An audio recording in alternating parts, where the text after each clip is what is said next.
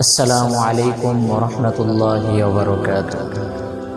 الحمد لله الذي وكفى وسلام على عباده الذين اصطفى. أما بعد فأعوذ بالله من الشيطان الرجيم. بسم الله الرحمن الرحيم. إن الدين عند الله الإسلام. الحمد لله. আজকে যে বিষয়টা নিয়ে আমার মিডিয়ার সামনে আসতে হয়েছে সেটি হলো বর্তমান যুগের যে অবস্থাটা খুবই নাজুক একটি অবস্থা। এই অবস্থাটার মধ্যে আমরা মানুষ যারা আছে আমরা যদি সচেতন যদি না হই তাহলে কিন্তু আমাদের উপর অনেক অত্যাচার অনেক কিছু সহ্য করে যেতে হবে। কিরকম?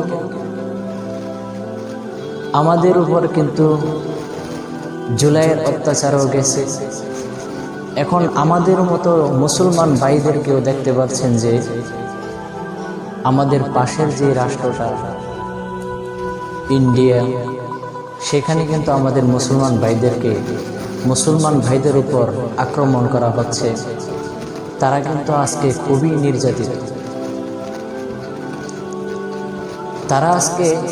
নির্যাতিত।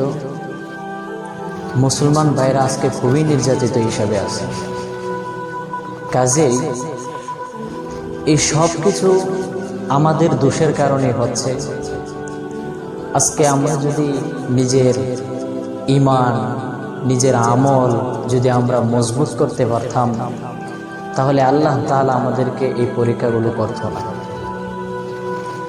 আজকে আমাদের এই ঈমান আমল নষ্ট হয়ে যাওয়ার কারণে আল্লাহ তাআলা আমাদেরকে এই পরীক্ষাগুলো করতেছেন। তো বন্ধুরা, আমি যেটা বলতে চেয়েছিলাম, আমরা যারা মুসলমান ভাইরা আছি আমাদের বসে থাকলে চলবে না ভাই। আপনি সাহাবায়ে কেরামের দিকে তাকান, দেখেন নবী করিম সাল্লাল্লাহু আলাইহি ওয়াসাল্লাম যখন বিদায় হজের মধ্যে বলেছিল আলা ফালইউবাল্লিগিশ শাহিদুল গায়বা, এই কথাটা বলার পরেই নবী করিম সাল্লাল্লাহু আলাইহি ওয়াসাল্লাম বললেন, আমি যে ঈমানটা তোমাদের কাছে আমি পৌঁছে দিয়েছি সেই ঈমানটুকুকে তোমরা প্রত্যেক মানুষের কাছে তোমরা এই দাওয়াত ঈমানের দাওয়াত তোমরা পৌঁছে দিবা। তো বন্ধুরা, আমরা তো সেই সাহাবায়ে কেরাম হতে পারি নাই, সেটাই আফসোস। আমরা আজ এই বছরের পর বছর হয়ে গেল, দিনের পর দিন পারিয়ে গেল, আমরা কোনো সাহাবায়ে কেরামের তাদের সহচর্য হইতে পারলাম না। সাহাবায়ে কেরামকে আমরা দেখতে পারলাম না। তবু তাদের ঈমানের দিকে তাকালে কেমন জানি মনে হয় তাদেরকে আমরা দেখতে পারতেছি। এই জন্য সাহাবায়ে কেরামরা যখন শুনল যে এই দাওয়াত মানুষের কাছে ছড়িয়ে দিতে হবে, তখন সাহাবায়ে কেরাম আর বসে থাকতে পারল না। সাহাবায়ে কেরাম নিজের ঘরের মধ্যে আর বসে থাকার সময় আর পাইল না। সাহাবায়ে কেরাম চিন্তা করল কোন সময় মানুষের কাছে আমরা এই দাওয়াত আমরা পৌঁছিয়ে দেব।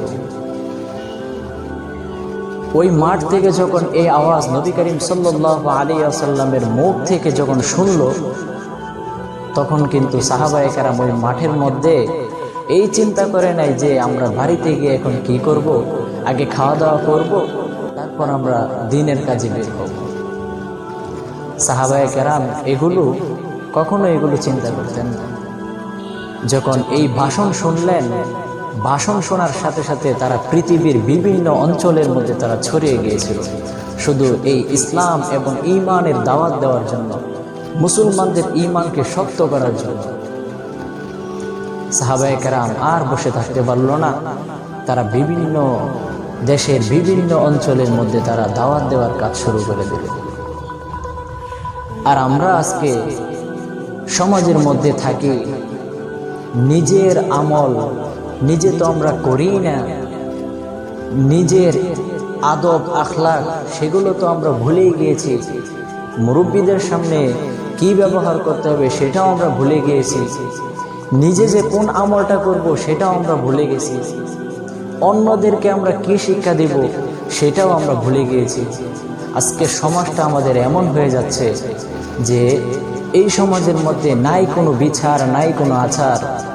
এই বিচার আচার না থাকার কারণে, মুরব্বীদেরকে আমরা সম্মান না করার কারণে আজকে আমাদের এরকমভাবে পতন ঘটতেছে।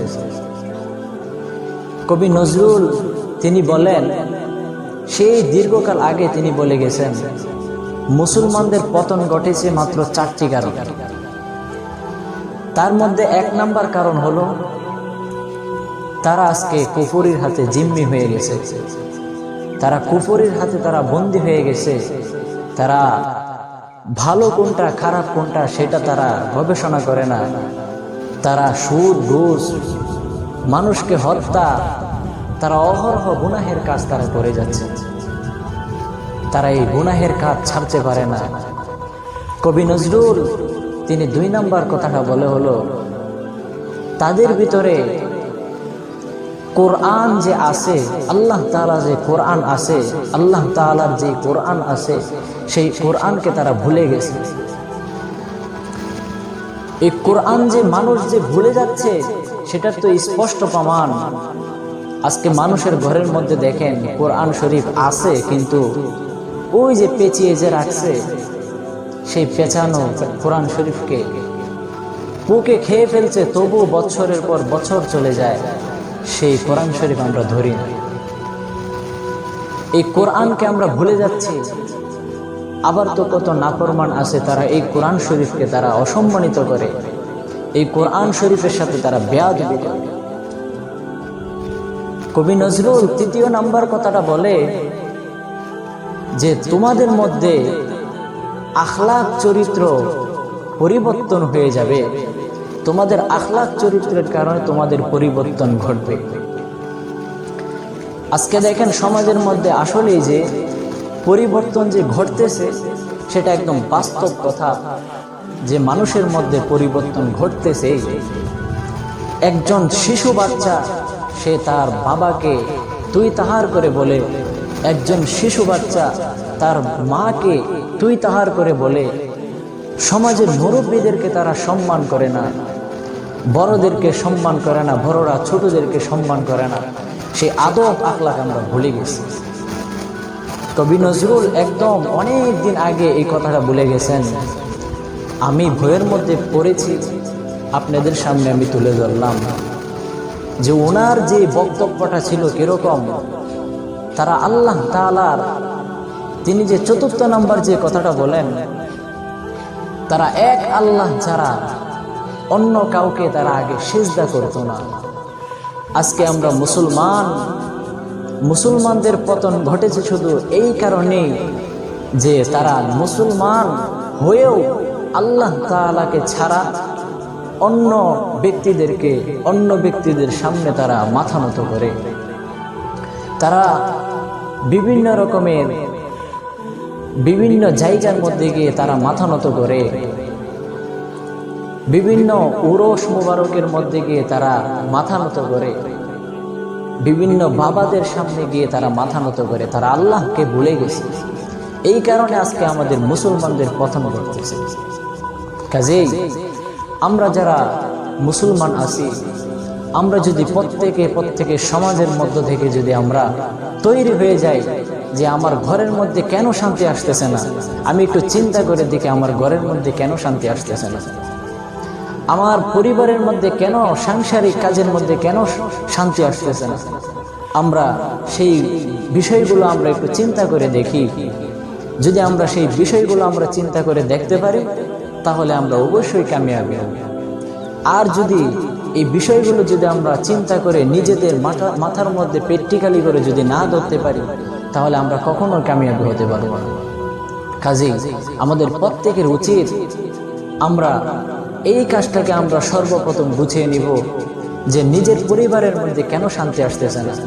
নিজের পরিবারকে আমরা আগে সোজা করে তারপর আমরা বাহিরের দিকে ছুটব, মানুষকে আমরা 5 ওয়াক্ত নামাজ পড়ার চেষ্টা করব, মানুষকে দ্বীনের দাওয়াত দেব।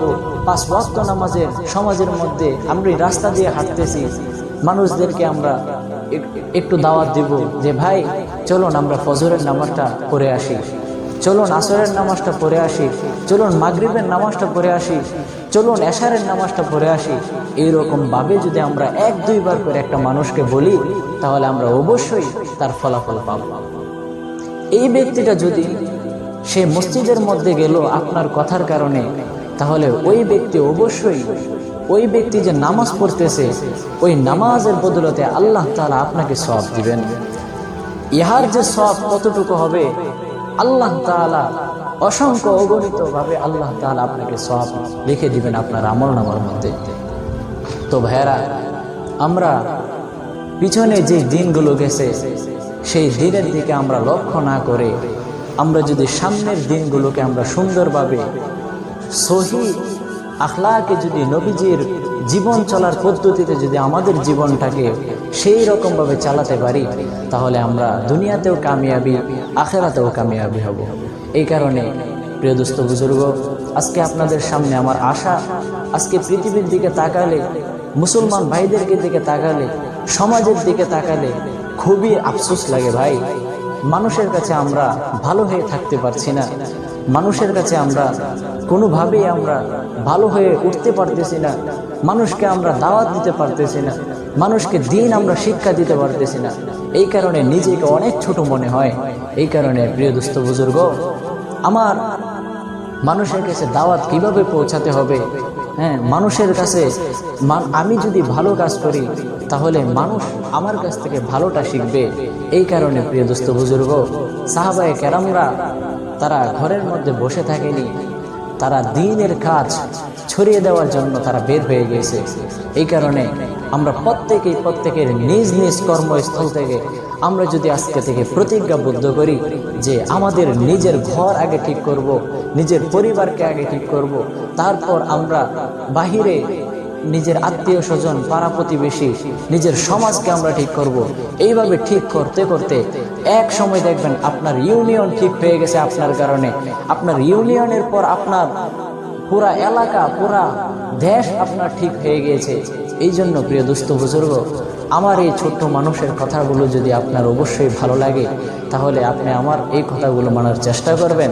আমরা সকলে বলি আমিন। আসসালামু আলাইকুম ওয়া রাহমাতুল্লাহি ওয়া বারাকাতুহু।